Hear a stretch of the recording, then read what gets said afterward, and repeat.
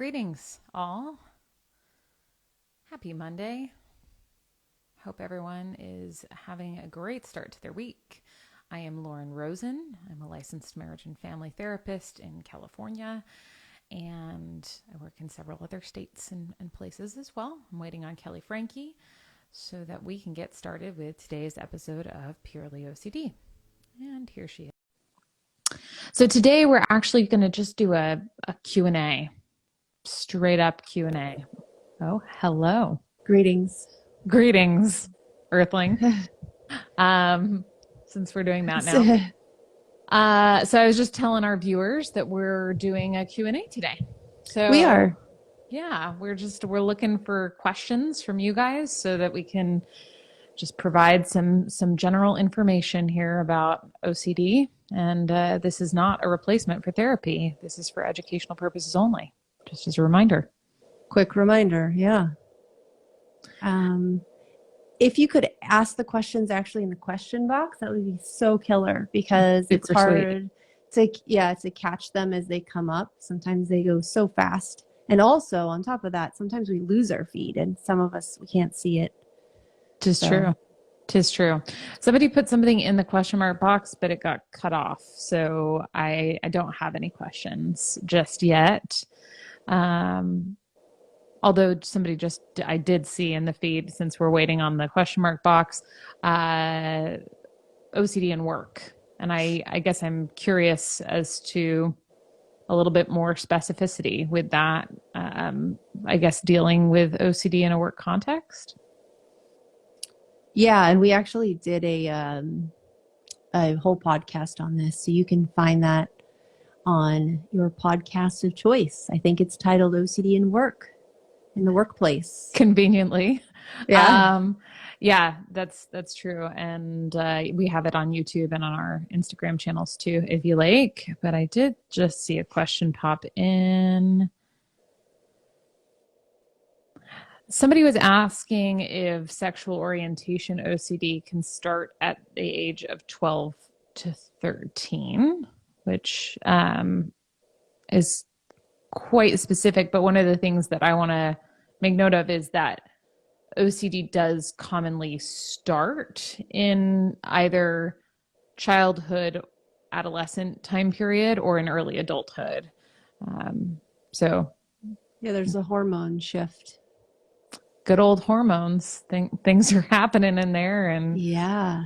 And I know, given your area of specialization with postpartum, right, like that's something that certainly impacts that population as well. Yes. Yeah, it likes to kick on whenever there's a hormone jump or drop or any shift, really, because it just really any difference. Yeah, just like changing your shirt color. I'm just kidding. Maybe big transitions too in life. Totally. But it's hard for Lauren and I to answer a question like that because it's a loaded question. So we're trying our best to navigate it. Sounds specific enough too that it might fall into, and I don't want to make any, I don't know, what's the word that I'm looking for, Kelley? Any assumptions here? Assumptions, maybe? Yeah. Yeah, but it does sound like it could have a flavor of reassurance to it. And so, generally speaking, can OCD start? No, OCD can start at any time, really, in theory. It can. In theory, it could be changing your shoes. Yeah. Like I said. But also, I hate when people assume everything that I do is related to my OCD. There's nothing that bothers me more. Totally. Especially when people don't have OCD and they do that. So that's why we want to really make sure that we're not assuming anything. It's just the specific 13, 12. Yeah. And you're so right on. I'm really glad that you brought that up because nothing pisses me off more than when somebody's like, tell you what, man, this is your OCD. I'm like, oh, really? I know when it's my OCD and I get to decide that. Thanks. And I think sometimes it can be helpful if it's framed in the right way. If somebody says, hey, absolutely, I think that your OCD might be at play here. Do you think so too? And can we maybe come up with a response that would be good for you or helpful for you? And then it gives you the freedom to say, you know what, you're probably right. I think I can see that too. Or no, I don't think that this is my anxiety. This is, but thank you. Right. I mean, obviously, we deal with that regularly with clients because we work with OCD. But there's definitely a nice way to approach that and actually inspire insight and say, like, OCD looks like this when it presents for you. Do you think that's happening right now? Yep. Make it more into a discussion rather than a definitive statement that's like, yeah. I actually just saw somebody in the chat feed going by say that they are dating somebody with OCD, and that's something that was just well timed given what we were talking about, that having an open discussion with the person and saying, I want to support you. How can I support you? If they're in therapy, maybe saying, hey, can I talk to the therapist? Or is there a book that I could read so that I can provide you with optimal support? Right. And if you come into session, oftentimes we figure out a language to use that instead of giving reassurance, it's more of, I know you're struggling right now. I'm not going to give you reassurance because we've agreed upon that. It's not helping you, but I'm here for you. How can I be here for you without doing that? Totally. So, yeah. And to be fair, a lot of the exposures we do, we don't want to share. Like if it's relationship OCD, we typically don't want to be like, oh, we're going to tell them all about how I have doubts of this relationship and if I'm attracted to them or not. That's usually not they don't need to be exposed to that. Or that, like, I don't know, being intimate with them is some sort of exposure, right? Like you don't necessarily want to like share that with a partner. They don't need to know that. Yeah. That's a hard thing to carry potentially for the relationship to carry anyway. But yeah, I think we got some more questions rolling in. So let me take a look.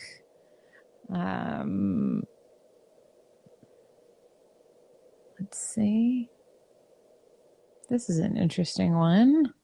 Is there a science behind suppressing an obsessive thought or distracting? Does this make it worse or better?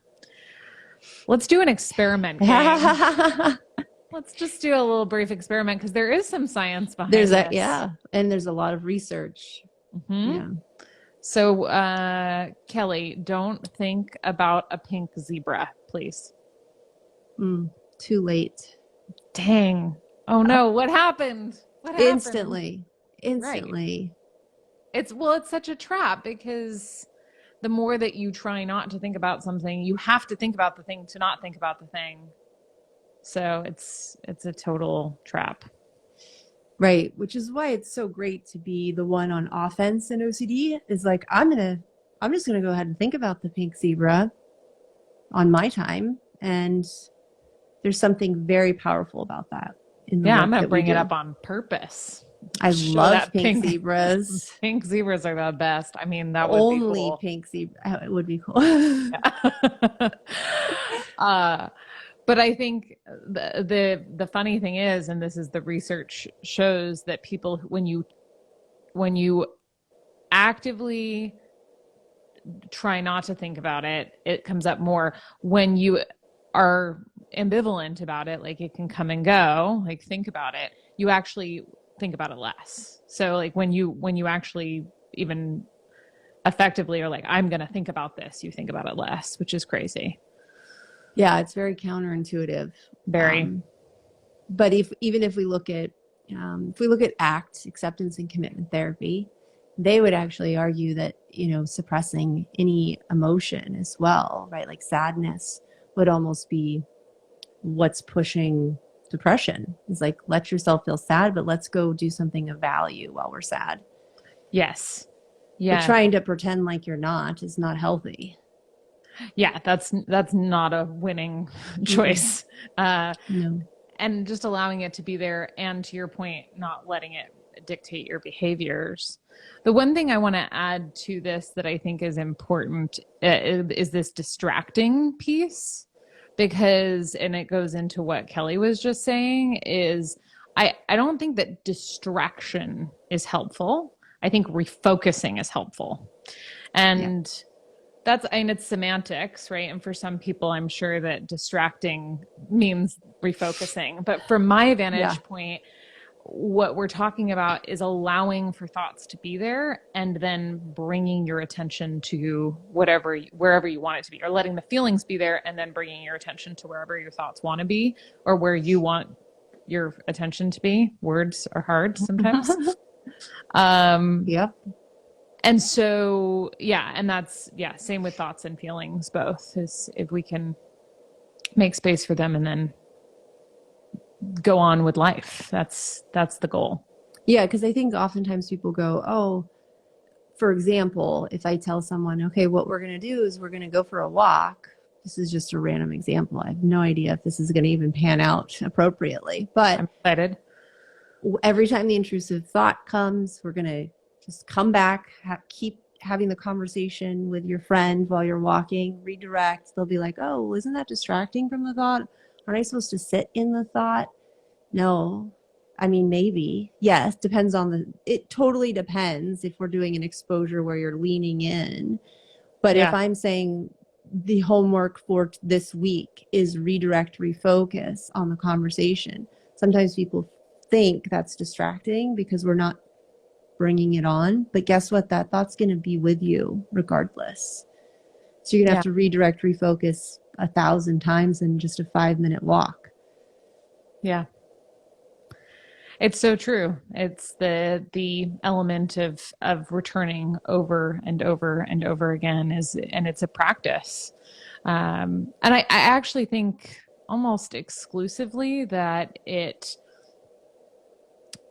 the refocusing is helpful, right? Like I don't know that, because you said the thing about sitting in thoughts, and I think that part of the problem there is that very quickly devolves into rumination. Yeah, it sure does.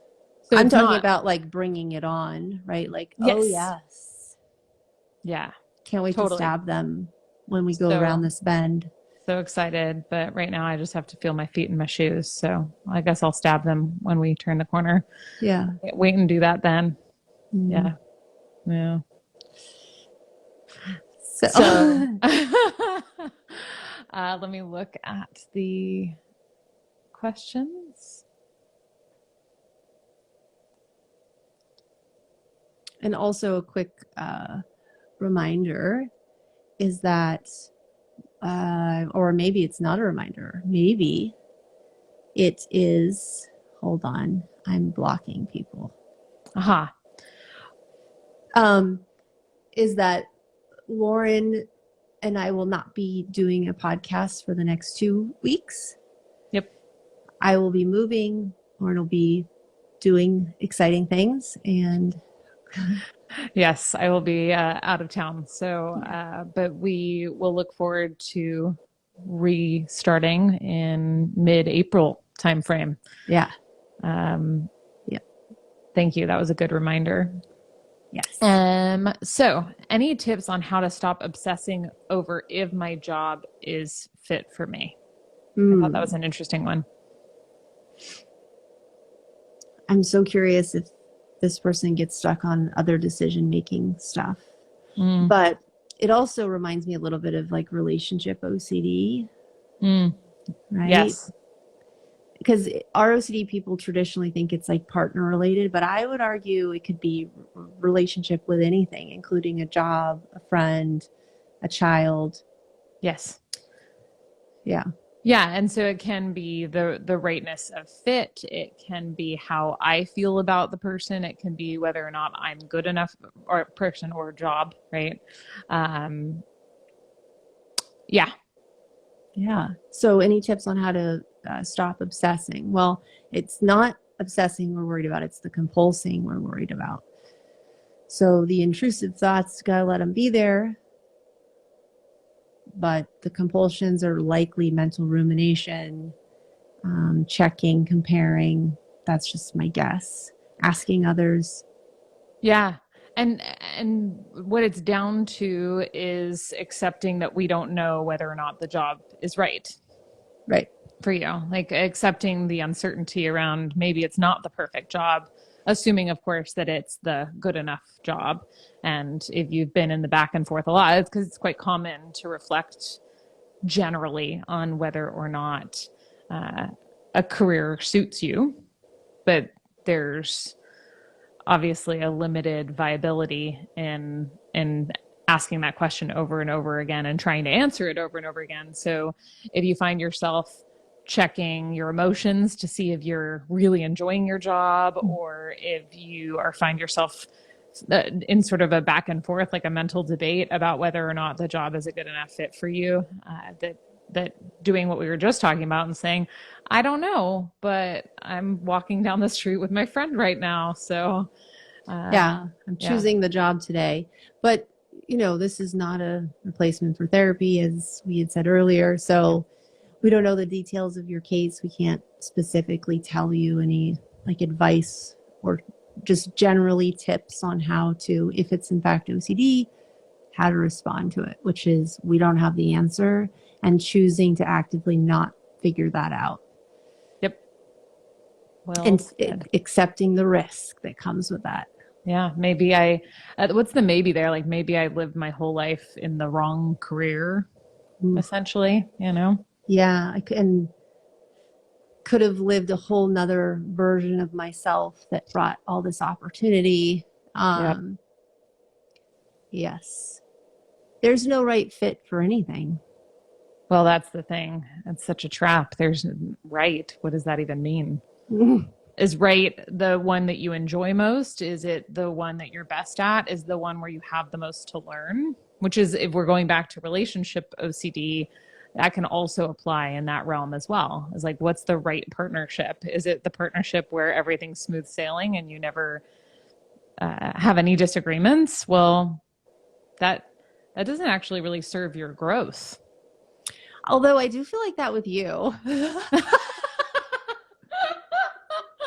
That's because we have the perfect relationship, obviously. I know that doesn't count. That doesn't count.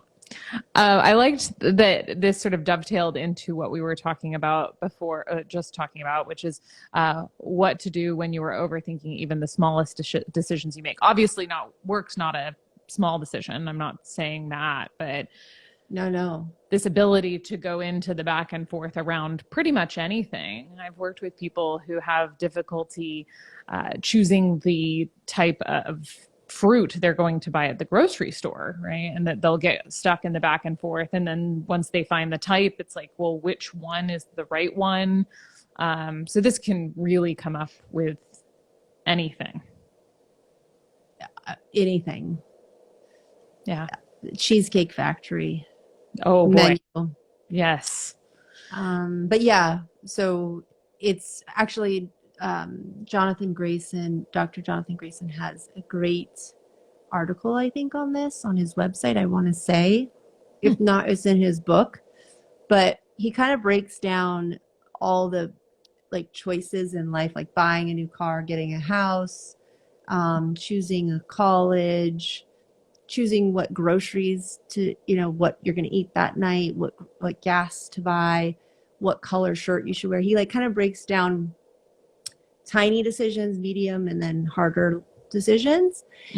And he says, generally, this is how long we want it to take, right? Is kind of like a split second.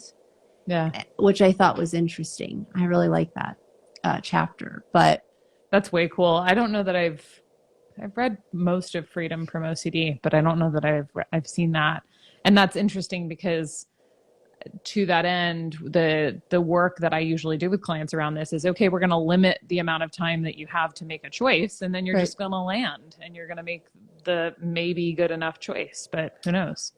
Right. Like in session, we might set an alarm and say, we're not going to do this with a college where you go okay, am I going to go to Pepperdine? Am I going to UCLA?